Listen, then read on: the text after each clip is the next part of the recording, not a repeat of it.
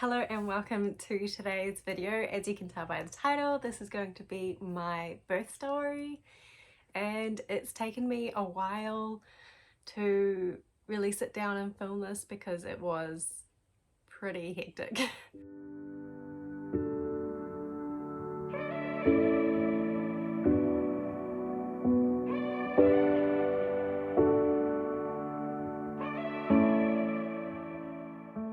Alright, so I haven't got any notes, so if I'm all over the place, that's why I'm just kind of recounting it as I remember it.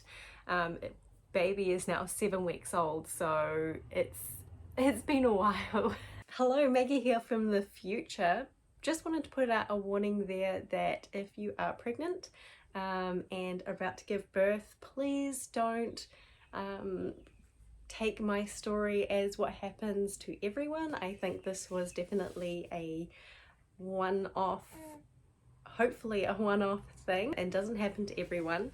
So take it with grace, have some grace, and know that not everyone is going to have this experience. And I wish you all the best with your birth. But yeah, so just be aware that this isn't normal. Let's get into it. So I guess it all started on the 28th of November. My waters broke at about 10 o'clock at night, and it was funny because I was lying in bed and they just popped and I leapt out of bed because I was like, no, I'm not getting my bed wrecked, even though I've got like the mattress protector on and everything. I just thought to myself, no, not today, I'm not doing extra washing. Went to the bathroom, sorted myself out, and I walked out into the lounge and I said to my husband, either I've peed myself or my waters have just broken. And we both looked at each other and we're like, we're gonna have a baby tomorrow. This is so exciting. So our due date was the 30th of November. This was on the 28th, yeah, the night of the 28th. So we were super excited. From there, we both went to bed because we figured we should probably get in as much rest as possible. Fortunately, contractions started straight away and they were super uncomfortable. And I guess I should preface this by saying the week previous I'd been told that little man had moved and he wasn't in the correct position anymore to be able to have a successful vaginal delivery. So going into it, I knew that he wasn't in the right position, but I was hopeful that maybe he would turn at the last minute and get in position. Basically his head was on my hip, so he had to come back up and also turn around because we were back to back OP or something like that. Yeah, so anyway, contractions started straight away, and by about 1 o'clock in the morning it was getting to the point where I couldn't be in bed anymore. So I got up, ran the bath, and I was in the bath for a little while, and then once I felt a bit better I came back to bed. But honestly, being in bed was the worst, so then I jumped back into the bath. So I was probably in the bath from about 1 o'clock. My husband, he woke up and I just said, go back to sleep, I'll wake you up when I need you. I ended up waking him up at about 5 o'clock in the morning. My contractions were about 45 seconds long and roughly 5 minutes apart, so things were looking like they were progressing quite well. I had combs, which kind of helped. I think it was more of a distraction than anything else, but I think that's probably all that they're meant to be anyway. So we called my midwife, and she said, you're doing great, sounds like everything's all go. Stay at home as long as you can, so if you can stay until they're 1 minute long and 3 minutes apart, and then head on into the hospital, give her a call when that happened. So that was around 5:36ish when we called her, and then at 8 o'clock was when they were 1 minute long, 3 minutes apart. So we raced on over to the hospital, we gave her a call and said, hey look, we're heading on in. We got in and got hooked up to the monitor to check what my contractions were doing, and they were, I don't quite understand how it works, but basically there's a level, like a scale of 0 to 100, 100 being the highest, like strong contractions, 0 being nothing, and mine were bang on 100 from the get-go. So that was great. But when I was checked, I was only 2 centimeters dilated. I was completely effaced though, so completely thinned out, 2 centimeters dilated though. So they gave me a stretch and sweep and sent me home. I remember on the way out I had to stop so many times, and I felt so sorry for everyone that saw me because I was a mess. I was handling it, but I don't think I was the greatest at that point. I wasn't making too much noise, but you know, people could tell I was in pain. So we went home, I jumped back in the bath, and pretty quickly things got out of hand. It was really difficult to cope through the pain. The dog and the cat were in the room with me. My husband was there, and there were a few points where I just said, I can't do this anymore. This is too much. And so we called our midwife again and said, hey, look, we've gotten to the point where Maggie's saying she can't do this anymore. This must be she must be progressing quite quickly. So she said, come back into the hospital and we'll check her out. And so we bundled me back into the car. By this point, I was really not doing well, and I felt really sorry because my sister-in-law came to drop off some food for my husband, and she had to see me in that pain, which was, yeah, not nice for her. But yeah, we made it back to the hospital and they checked me, and I was 5 centimeters dilated by that point. So that was really good. Obviously, that was probably why it hurt so bad, was because it had progressed so quickly. So basically within the space of about an hour and a half, I went from a 2 centimeters dilated to a 5, which was awesome. As soon as I got to the hospital, I was like, I need some pain relief. This is not working for me. It's so painful. So I went on to the gas and air, and that was pretty good. Yeah, I ended up going, I remember when I was in labour, I went to the toilet, and the toilets are really tall at the hospital. So to actually like get on there and sit like with your legs level, I had to have like a step under there. But I remember it being super painful, just like the pressure pushing down. I was just like, I cannot be on this toilet. So I don't know what I did, but I didn't go to the toilet. Probably about 2 hours later, I'd progressed to a 7 centimeters, and I said I'd like to get into the pool. Basically, as soon as we got there, I said I'd like to jump into the bath, and they said we don't recommend getting into the bath until you're at least 7 centimeters dilated because it can slow things down. I had to wait for a while, and I think it was about 2 hours before I got to go in the bath. Yeah, and so they ran the bath, I jumped in the bath, and I was kind of falling in and out of consciousness on the gas and air, really not having it. I remember saying so many times like, I can't do this anymore. And then there was just a point where I felt my body start pushing, and to me I was thinking, awesome, like the I can't do this anymore points must have been the transition period where your body, like basically everyone starts going, I can't do this anymore, and they're 10 centimeters and they're pushing their baby out. So I was thinking, awesome, I can't do this anymore, but I can, because now I'm pushing, which means my baby's going to be coming out soon. So I was quite pleased. My body started pushing him out, or pushing down, bearing down and everything. My midwife said, can you just try and hold back those pushes for a second? I just want to check that you're actually fully dilated so that you don't do any damage. And I was like, I'll try my best, but honestly, it's not me that's pushing, it's my body is pushing. So she managed to get me out of the bath, because I didn't think she couldn't quite check me while I was in the bath. So she got me out, and I was still 7 centimeters dilated, and my body was bearing down, and my cervix was becoming quite swollen. And so I knew instantly that this was not okay. So I said, in New Zealand, you have to ask for medication. You won't just be given it. You don't get offered it either. It's you have to ask before you'll be given any medication. So I said, hey, look, I can't stop my body from pushing. So can I have something other than gas and air to make my body relax enough that I'm not pushing anymore? And they said, yep. And they gave me, I can't remember what it was called, it was the injection, and that seemed to help.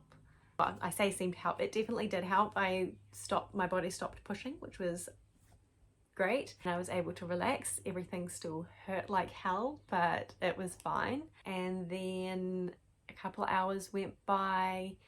I kept getting topped up with the medication just to make sure that my body wasn't pushing before it was ready to actually be pushing him out or anything like that. And then a couple of hours go by, I think it was the afternoon by this point, and I get checked again and I was still 7 centimeters dilated. So I think it'd been like 3 hours or something. I can't quite remember the time period for this section of the labor, but I know I hadn't dilated. And so my midwife suggested, hey look, I think we're best to, because your waters are broken, we need to get the baby out within 24 hours of the water breaking, which means he needs to be out by 10 o'clock today. We'll give you some induction, give you some induction medication. And this time she actually suggested, I think you should have the epidural because he is still back to back. She didn't think that I would cope, and she was completely right. I would not cope with that. So I said, yep, by all means. Now, what time was this? I think this must have been about 8 o'clock at night. Yeah, so it had been like all throughout the day, 8 o'clock at night, 7 centimeters. And then I get the epidural and they put in the induction IV thing. I can't remember what it's called. I think it was Pitocin or something like that. Yeah, so they put that in, and the epidural, not as scary as I thought it would be, and instant relief. Honestly, it was like the best time of my life. I fell asleep for about an hour, which was ideal. And then when I woke up, we were just chilling for a while. My mum came in and dropped off some coffees for the midwives and my husband, which was lovely. She got to see me when I was not feeling bad, so I looked pretty good at the time.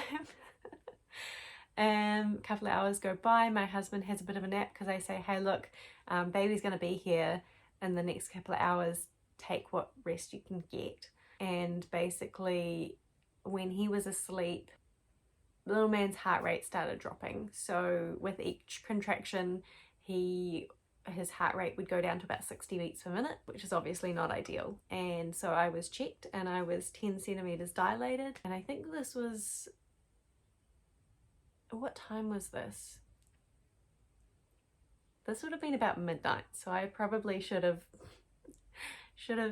had the baby by this point. Because I was 10 centimeters dilated, I yelled out to Josh and said, hey, wake up, we're starting to push, we're gonna have a baby soon. I started pushing, the midwives helped me along, we tried different positions, and every time I would push, every time there was a contraction, his heart rate would drop. And it was quite disappointing that no one really seemed to take too much of notice of that or care really. My midwife had been awake for over 24 hours at this point, and so she had, because of the epidural, she had to hand over to the hospital. And when she mentioned, hey look, his heart rate's dropping, they kind of said, oh, that might be him just turning with the contractions, because he's not in the right spot to come out as he is, so that might be him just moving around. And anyway, I wasn't allowed to push on my right side, so I couldn't lie on my right side to push because his heart rate would drop. And so I was kind of stuck to either being on my back or my left hand side. I was pushing for 3 hours, and at some point in that 3 hours my epidural fell out, and I had said to the hospital midwife, something's not right, it's not working anymore, I'm in pain. And she was like, okay, and didn't do anything about it. And it wasn't until I was screaming and saying, I don't know what's wrong, this epidural's not working anymore, that she called the anaesthetist and said, hey look, the epidural has fallen out. And he said, oh well, she's already pushing, so you're gonna have a baby soon anyway. So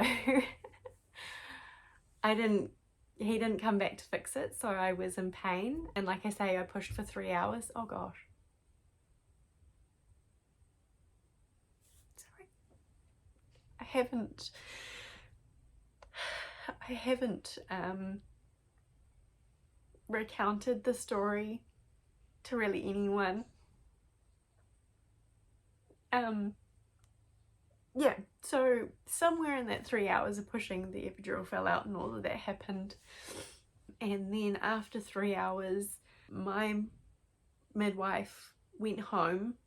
She handed over to another one, and that one came in and she was like, what's this lady's temperature? Because I know that her water's broken, not yesterday, but the day before. And the hospital midwife that was looking after us said, oh, well, I checked it an hour and a half ago and it was fine. And this new one said, I don't care what it was an hour and a half ago. I need to know what it is now, because I can see and feel that she's burning up. And so they took my temperature and it was 39.5, I think. So it was quite high. I had a fever.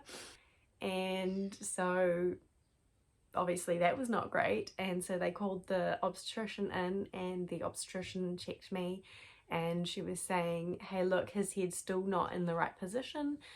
We could try, and you could tell that her next words are going to be, we could try moving him, because that's what they wanted to do. Where my husband just put his foot down and said, no, you've had her pushing for 3 hours already. You're not going to try and move him. You're going to cut him out. Where you need to take her in for a C-section. And the obstetrician was like, okay, yep, if that's what you want, and looked at me, and I said, just cut him out, because I was in pain. Things were not going great. Like, remember, he's back to back, his head is against my hip. All these contractions are squashing him, essentially. So usually with the drill is that once a C-section is called, it takes 45 minutes from the time it's called till the time that your baby is born. I had to wait an hour 45 minutes before I was taken into theatre. So this was after pushing, an hour 45 minutes of just dealing with the pain, because I couldn't have any more of the injection. Hold on, I'll go grab him. Mind, he's going back to sleep. Yeah, where was I? An hour 45 to have the C-section, and I just had to deal with it. I couldn't have any more medication because I was at the level or whatever, I don't know. I wasn't allowed any. The epidural was falling out. Like, it still wasn't working. It was just dripping down my back, and gas and air didn't do anything to help. I think I was having it anyway, because it was like, well, what else can I do? So an hour 45 later, I finally get taken into theatre. They do the spinal block. The anaesthetist is there, and he said, oh yeah, sorry, I didn't quite understand what they meant when it fell out, but now I get it. And you're like, yeah, thanks. Hold on. Alright, he's supposed to be asleep, but he's decided that he doesn't want to be. So the cesarean went well. He was born at 4:55 a.m. on the 30th of November, which was his due date. 7 pounds 13 ounces. Luckily, when he came out, he was healthy as you could expect him to be, which was honestly a miracle considering how much he went through the labour. You would expect him to be upset, but he wasn't. After the cesarean, I was basically shaking uncontrollably, so they gave me some sort of medication that just put me to sleep for, I don't know, probably half an hour. So my husband Josh got to spend the time with him. All things considered, I have a healthy baby boy, so I'm not upset about that, but I am upset that I don't think we got looked after as well as we could have been, and he was put through a lot of stress that he didn't have to be put through, especially having known the week prior he wasn't in a position to come out the way that he was, and going into labour he wasn't in the way he needed to be. So that was 30 hours of unnecessary what I feel was potentially unnecessary pain. Yeah, so that is my birth story, and there's plenty of things that I haven't included. A lot more went wrong, I guess you could say. There were a lot of other nice moments in there that I don't think I can fit into this one video. So if anyone ever wants to know any more about it, I can always do a Q&A at a later date. Alright, I have no idea where I left off there because he was screaming for food. So I just took a minute to feed him there. Thank you for listening to my birth story. I know it wasn't as positive as I wanted it to be, but I think nothing is ever going to go to plan. So it is good that we went in without a plan. I think there would be a lot more disappointment if I did go in there with a plan. Thank you so much for listening to our story, and I'll see you next time. Bye.